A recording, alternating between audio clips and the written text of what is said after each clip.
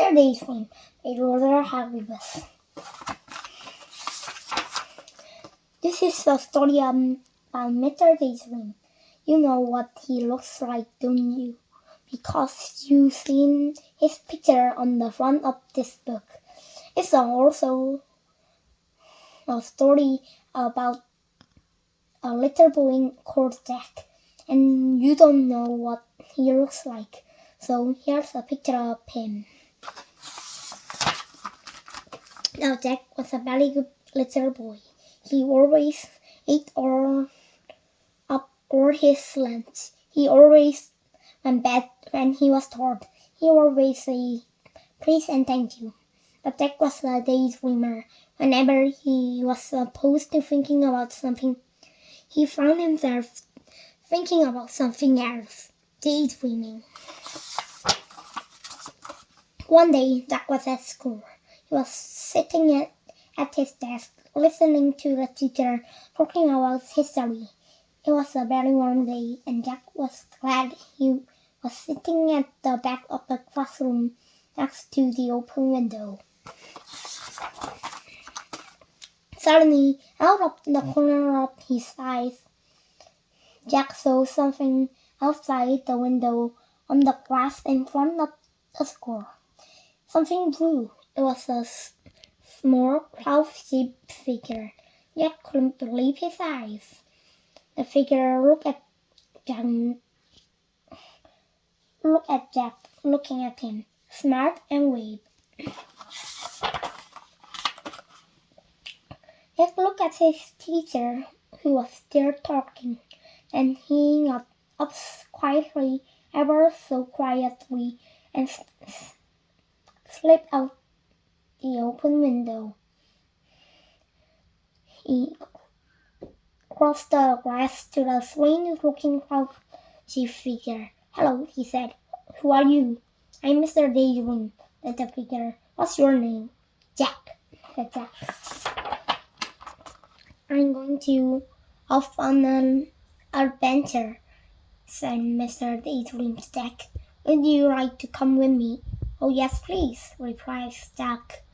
"Very well, then," said Mr. Daydream, and putting 2 fingers in his mouth, he let out the loudest whistle Jack had ever heard in his whole life. A huge bird swooped down out of the sky and landed beside Jack and Mr. Daydream. "Come on," said Mr. Daydream to Jack, and climbed on to the bird's back. Jack climbed on too. It was a really enormous bird, and there was plenty of room for both of them. "Hold on," said Mr. Daydream. Jack held on tight. The huge bird flapped his huge wings, and suddenly they were high up in the air.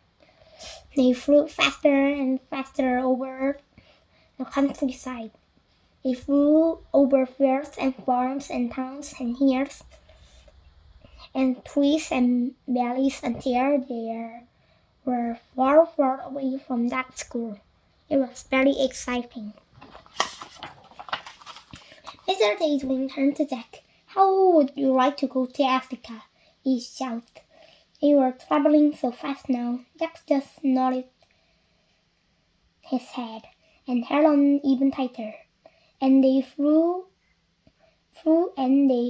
across the sea. Suddenly, it seems in no time at all, there below them was Africa.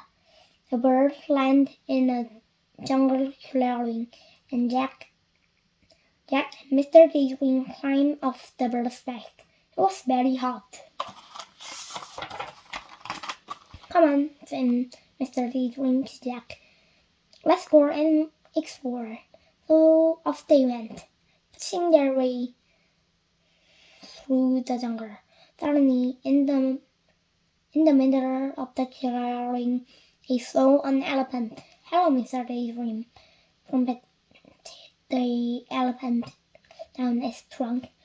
"Would you like a lift?" "Yes, please," replied Mr. Daydream, and the elephant reached out his trunk, picked him up, and then put him on his back, and then he reached out his trunk again, picked up Jack, and put him on his back. It was very high. The elephant carried them through the jungle until they came to a river. Then he sat them down on the ground, said goodbye, and went off back into the jungle. How are we going to cross the river? Jack asked Mr. Daydream. Perhaps I could be an attendant with a particularly holy voice coming from the river. They looked, and there was a crocodile. Use my back as a bridge, suggested the crocodile. It was very helpful.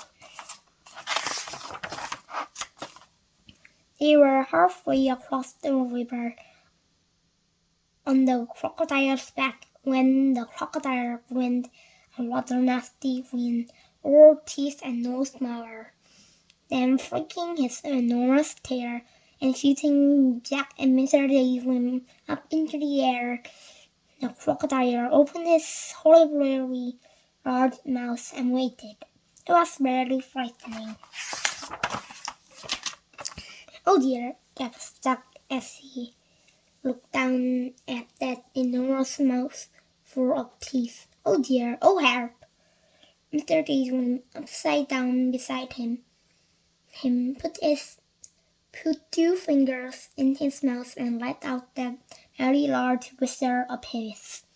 Suddenly, just as the crocodile's mouth was about to go snap, the big bird swooped down out of the sky. Mr. Daydream and Jack landed right on the bird's back. Phew, said Jack. Bother, said the crocodile. Well, I promised you another adventure, didn't I? Cried Mr. Daydream. You certainly did, said Jack. And now, said Mr. Daydream, I think we'll go to Australia. And they did.